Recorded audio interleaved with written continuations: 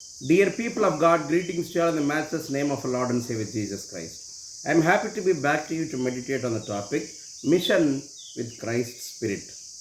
దేవుని ఆత్మ, క్రీస్తు ప్రభుల వారి ఆత్మ, క్రీస్తు ప్రభుల వారి యొక్క మూర్తిత్వముతో కూడిన దైవ ప్రేరిత ఉద్యమము, దైవ ప్రేషితోద్యమము, దైవ ప్రేరిత కార్యోన్ముఖత, మిషన్ ఎట్లా కొనసాగించాలా అన్న అంశాన్ని గురించి ఇది మనం ప్రార్థన చేస్తాం, ధ్యానం చేసుకుందాం, ప్రార్థన చేస్తాం. మా దేవ, వాక్య ధ్యానంలో నీ కృప మాకిచ్చి నీవే మా అందరితో మాట్లాడమని యేసునామమున వేడుకొనుచున్నాము తండ్రి, ఆమేన్. దేవుని యందు ప్రియమైనటువంటి వారలారా, మిషన్ యొక్క బాధ్యతలు చాలా ప్రాముఖ్యమైనటువంటివి. యేసుక్రీస్తు ప్రభుల వారు తన శిష్యులకు అప్పగించినటువంటి మిషన్ బాధ్యతలు ఏంటివి? చూసి దేవుని పని చేయుటకు ఇష్టత చూపించుట, దైవ ప్రేరిత, దేవుని వలన ప్రేరేపించబడి ఆయన పరిచర్య చేయుటకు సుముఖత చూపించుట అనేటటువంటి అంశం. అటువంటి వ్యక్తులు కూడా మనకు బైబిల్ గ్రంథంలో కనబడతారు.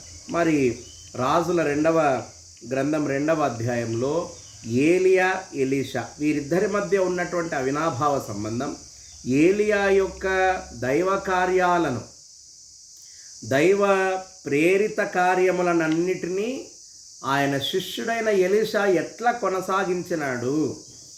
ఏలియా అడుగుతున్నాడు, నేను పోకమునుపు నీకు నేనేమైనా చేయాల్సిందా? What do you want from me అని అడుగుతున్నాడు ఆయన.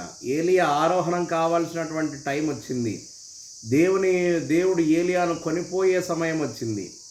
ఎలీషా, శిష్యుడైన ఎలీషాని ఇప్పుడు ఒంటరిగా విడిచిపెట్టి ఆయన ఆరోహణుడు కావలసింది. ఒక మునుపు ఏలియా ఎలీషాను అడిగినటువంటి మాట ఇది.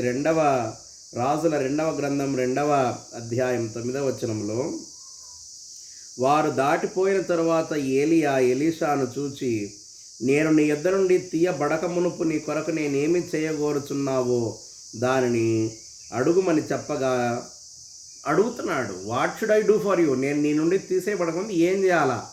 ఆయన ఏమేమో తన సెల్ఫిష్గా అడగలేదు. ఆయన అంటే తన వ్యక్తిగత అవసరతలు వాటిని ఏమీ అడగలేదు. ఆయన ఏమంటే, నీకు కలిగిన ఆత్మలో 2 అంతల ఆత్మ, 2 పాళ్ళు నాకు దయచేయు అని అడుగుతున్నాడు. ఎందుకు ఆ ఆత్మ యొక్క అవసరత వచ్చింది నాకు అని అంటే, ఏలియా ఏ దేవుని పరిచర్య చేసినాడో, ఏలియా ఎట్లా పరిచర్య చేసినాడు అదంతా కళ్ళారా చూసిన ఒక ప్రత్యక్ష సాక్షి ఎలీషా. ఆ పరిచర్య దేవుని పరిచర్య నేను కొనసాగించాలా, దేవునికి శిష్యుడనై నేను మెలగాల, నీవు చేసినటువంటి అద్భుత పరిచర్యను 2 అంతలుగా చేసేటటువంటి భాగ్యం నాకు కల్పించమని కోరుతున్నాడు. నేను ఆరోహణం అయిపోయిన తర్వాత మరలా నీ కంటికి కనబడితే ఇది సాధ్యమవుతుందని చెప్తున్నాడు. అగ్నిరథాలు వచ్చినాయి ఆయన ఇదంతా మనకు తెలుసు. కొనిపోయిన తర్వాత ఏలియా ఆయన కంటికి కనబడలేదు. ఆయన బట్టలు చింపుకున్నాడు. అగ్నిరథాలు ఏలియాను తీసుకొని పోయినప్పుడు ఒక దుప్పటి కింద పడింది. ఏలియా యొక్క భుజం మీద చాలా కాలం నుండి ఉన్నటువంటి ఆ దుప్పటి కింద పడింది. ఆ దుప్పటి తీసుకున్నాడు, ఆ నీళ్లను ఇట్లా కొట్టినాడు ఆయన గట్టిగా. He was very tensed. కనబడ్డం లేదే ఏలియా, ఇప్పుడు నా పరిస్థితి ఏమి? నేను దేవుని పరిచర్య ఎట్లా చేయాలి? దేవుని పరిచర్య కొరకు తనను తాను ఆయుక్తపరచుకుంటున్నాడు Elisha. Is preparing for God's mission. ఆ ఏర్పాటులో భాగంగానే నీ ఆత్మ 2 అంతలుగా 2 పాళ్ళు నా మీదకి వచ్చేటట్లు చెయ్యు అని అడిగినాడు. ఎందుకంటే it was not his selfishness, but it was his zeal that he has to do God's machine.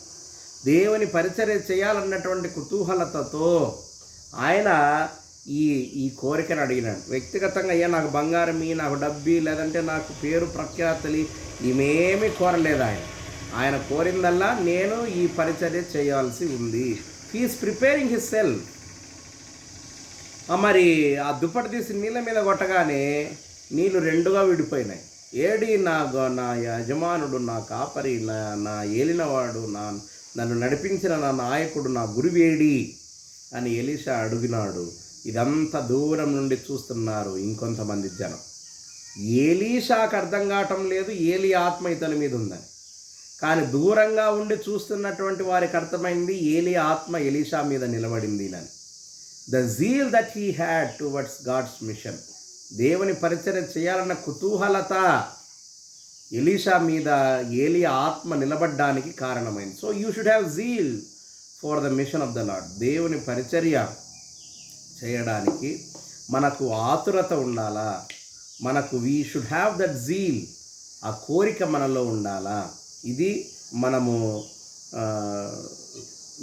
Elisha జీవితం నుండి మనం నేర్చుకునదగినటువంటి మిషన్ బాధ్యత.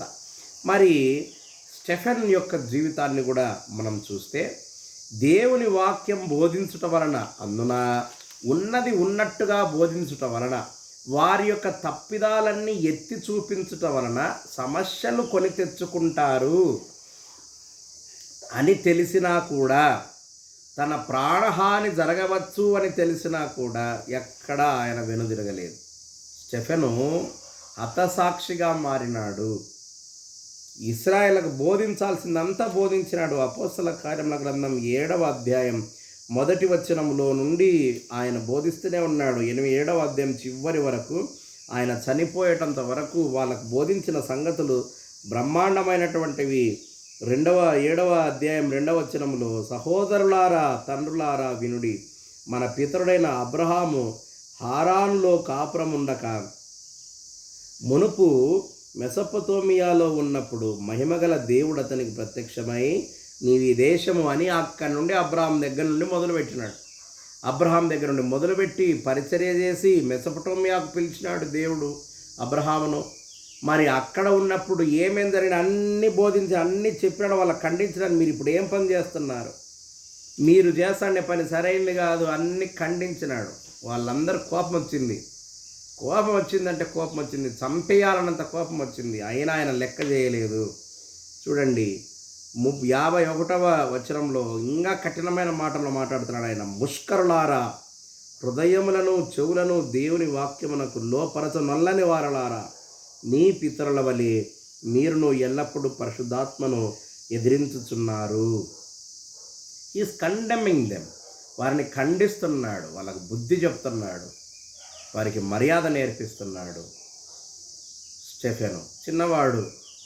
ఏమైంది కడాకు అని అంటే, ఆయన ఆకాశం వైపు చూచి, నాకు యేసుక్రీస్తు ప్రభువు వారు కనబడుతున్నాడు, తండ్రి కుడిపార్శ్వం ఆయన కూర్చొని ఉన్నాడు, అదంతా నా కళ్ళకు కనపడుతుంది అని ఆయన ఇట్లా చేతులెత్తి అంతా చెప్తుంటే, వాళ్ళ కోపము తాళలేక వాళ్ళు గట్టిగా అరిసి చెవులు మూసుకొని, స్టెఫెన్ చెప్పేది వినడం ఇష్టం లేక చెవులు మూసుకొని రాళ్ళు రువ్వి స్టెఫెన్ మీద కొట్టి చంపినారు. కొనప్రాణంతో కొట్టుకుంటున్నాడు స్టెఫెన్. ఆ కొనప్రాణంతో ఉన్నప్పుడు కూడా స్టెఫెన్ చేసిన పని ఏమిటి అని అంటే, 60వ వచనంలో, 7వ అధ్యాయం 60వ వచనంలో, అతడు మోకాల్లోని ప్రభువా, వారి మీద ఈ పాపము మోపకుమని గొప్ప శబ్దముతో పలికెను.